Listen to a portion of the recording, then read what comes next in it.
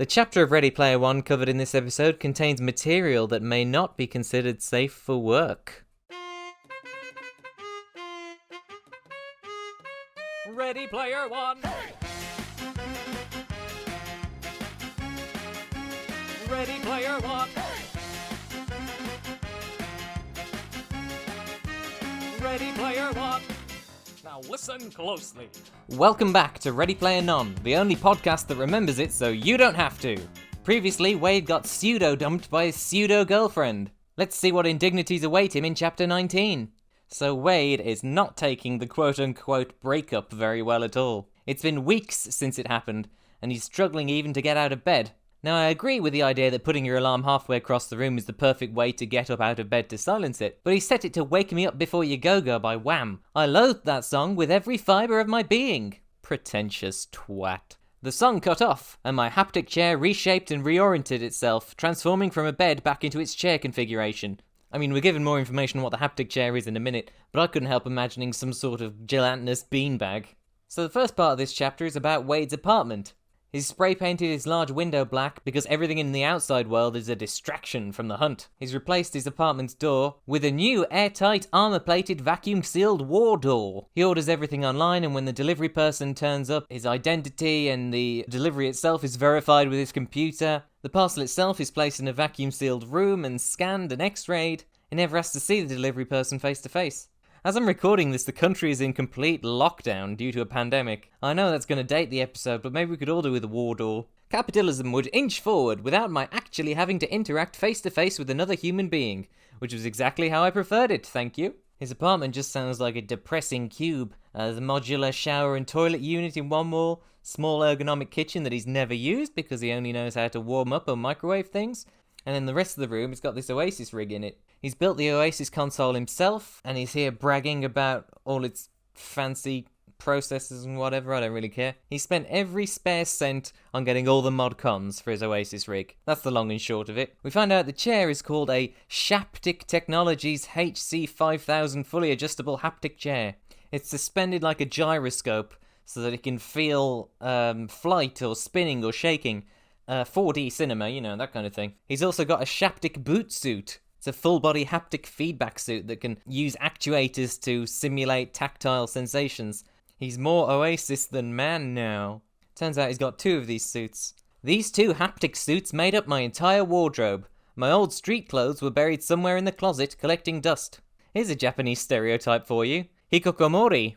He's also got haptic data gloves. He's got this endorsement deal with Dynatro, which allowed him to have this top-of-the-line visor.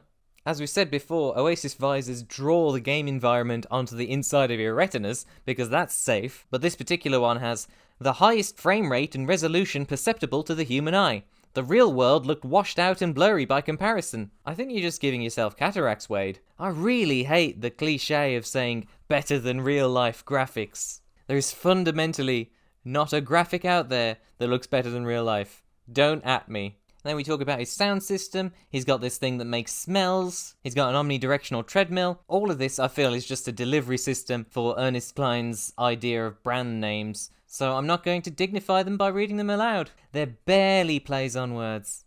Oh lord, what's this? Oh lord, what's this? You could also purchase an ACHD, anatomically correct haptic doll, if you wanted to have more intimate encounters inside the Oasis. ACHDs came in male, female, and dual sex models. I don't like the implied fetishization of intersex people in that last one. And were available with a wide array of options. Realistic latex skin, servo motor... You know what, stop. I'm not going to read out this whole paragraph about realistic sex dolls. So we find out that Wade had purchased one of these, the Shaptic Uber Betty, a few weeks after Artemis stopped speaking to him. After spending several highly unproductive days inside a standalone brothel simulation called the Pleasure Dome, I'd gotten rid of the doll out of a combination of shame and self-preservation. I'd wasted thousands of credits, missed a whole week of work, and was on the verge of completely abandoning my quest for the egg when I confronted the grim realization that virtual sex, no matter how realistic, was really nothing but glorified computer-assisted masturbation. At the end of the day, I was still a virgin, all alone in a dark room humping a lubed-up robot. We've all been there at some point in our lives, haven't we, listeners? So I got rid of the ACHD and went back to spanking the monkey the old-fashioned way. I hope somebody cleaned that robot. I felt no shame about masturbating. Thanks to Anorak's Almanac, I now thought of it as a normal bodily function, as necessary and natural as sleeping or eating. We are treated to an excerpt of Anorak's Almanac on this next page. It's 1, 2, 3, 4, 5. It's about 12 lines long. First sentence is, I would argue that masturbation is the human animal's most important adaptation. There is a long and discomforting paragraph. You know what? I'm going to read the whole thing. Cue the music.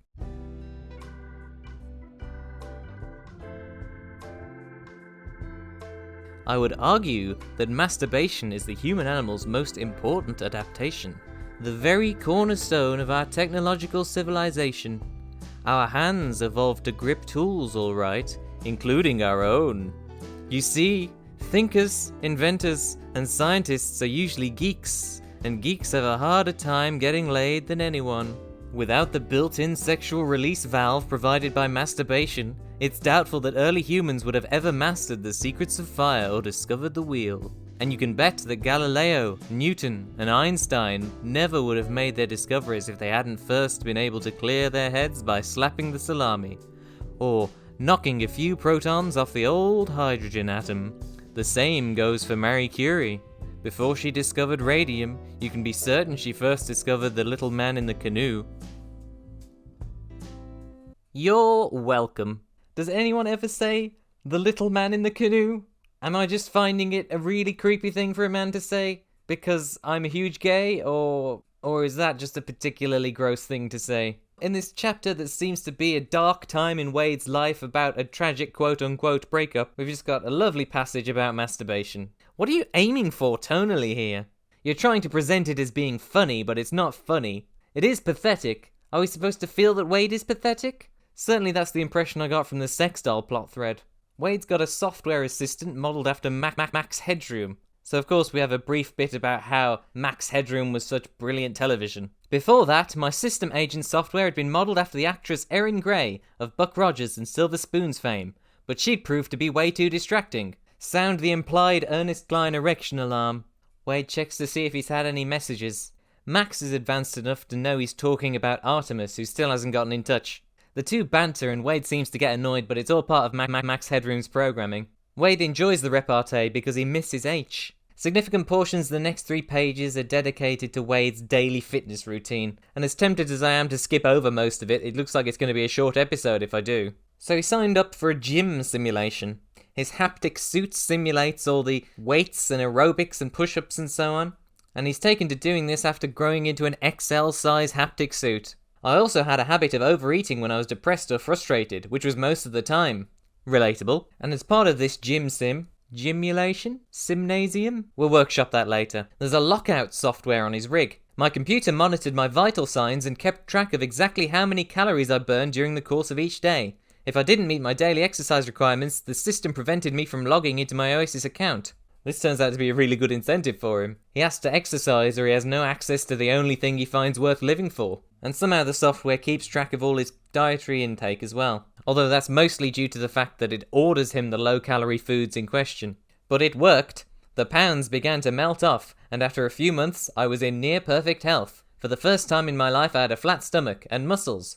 He also uses his omnidirectional treadmill to go for runs.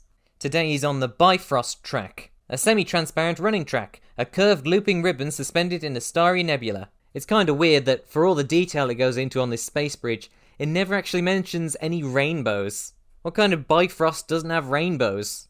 As I began to run, Max fired up my 80s music playlist. As the first song began, I quickly rattled off its title, artist, album, and year of release from memory. A Million Miles Away, The Plimsolls, Everywhere at Once, 1983. This is how normal people talk. When he finishes the run, he peels off the haptic suit and puts it in this, what do they call it? Mosh wash? Cleaning unit? I don't know what mosh wash means. Don't bother telling me. He takes a shower. The Shower Tunes playlist plays. I don't care. The shower worked a lot like an old car wash. I just stood there while it did most of the work, blasting me from all angles with jets of soapy water, then rinsing me off. Okay, fine. Nice future mod con there. Next sentence. I had no hair to wash because the shower also dispensed a non-toxic hair removing solution that I rubbed all over my face and body. This eliminated the need for me to shave or cut my hair, both hassles I didn't need. Okay. That's kind of fine. Nobody likes a trip to the hairdresser, and shaving your legs is a pain in the neck. I looked a little freaky without any eyebrows, but I got used to it. I'd hate to judge by appearances, but Wade is now pale from staying indoor all the time, completely hairless, like a naked mole rat, very skinny, and very muscular. If I saw this person on the street, fight or flight response right there. His breakfast, despite the fact that it's 7 p.m, is a can of sludge, a high-protein, vitamin D infused breakfast drink. What kind of company would name their drink Sludge? No one's gonna. How did that get through marketing? He gets his clean suit on, he gets back into the rig. I'd been so proud of all this high-tech hardware when I'd first purchased it, but over the past few months I'd come to see my rig for what it was, an elaborate contraption for deceiving my senses, to allow me to live in a world that didn't exist. Each component of my rig was a bar in the cell where I would willingly imprison myself. I'm glad to see the protagonist in this sci-fi dystopia book is finally starting to turn around on the idea of omnipresent virtual reality. And all it took was being friend-zoned. Standing there, under the bleak fluorescence of my tiny one-room apartment, there was no escaping the truth. In real life, I was nothing but an antisocial hermit, a recluse, a pale-skinned pop-culture-obsessed geek, an agoraphobic shut-in with no real friends, family, or genuine human contact. I was just another sad, lost, lonely soul, wasting his life on a glorified video game. And that's where the book ends. Thanks for listening! But not in the Oasis. In there, I was the great Parzival. Imagine that previous paragraph in reverse, with just as much staccato sentence delivery. He logs back into the Oasis, and instead of whatever Last Starfighter reference was it, as his passphrase, he's now got a They Might Be Giants lyric. No one in the world ever gets what they want, and that is beautiful. There was a brief pause, and then I let out an involuntary sigh of relief as the Oasis faded into existence all around me. End chapter 19. This chapter seemed to be aiming for pathos, but after everything Wade's gone through, no. No sympathy here, no pity. Well, no pity is perhaps inaccurate. He's a pitiable creature, but do I feel sympathy? No. And that weird digression about masturbation, that was just out of nowhere. I wonder if Ernest Cline had a girlfriend when he was writing this part. I know we must try and separate the art from the artist, but when both of your self-insert characters agree on something, that's judge, jury, and executioner right there. I'm not completely uncharitable enough to consider the homophobic subtext. Pretty much the only thing mentioned from the 80s that Wade outright detests is a song by a gay man. And the Bifrost Bridge doesn't have any rainbows. I know this sounds like one of my sarcastic things where I'm actually accusing him of homophobia, because I'm not. I just think those are two weird coincidences to happen in the same chapter.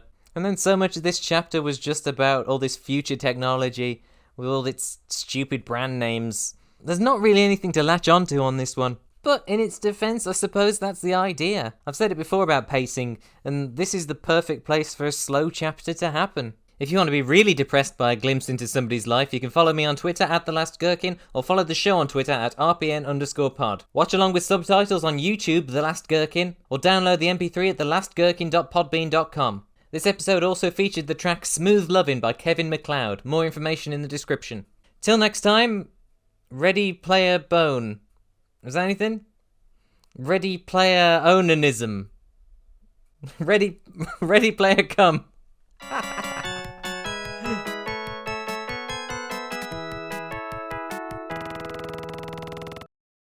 Burp. Without the built-in sexual release valve provided by masturbation, it's doubtful that early humans would have ever masturbated.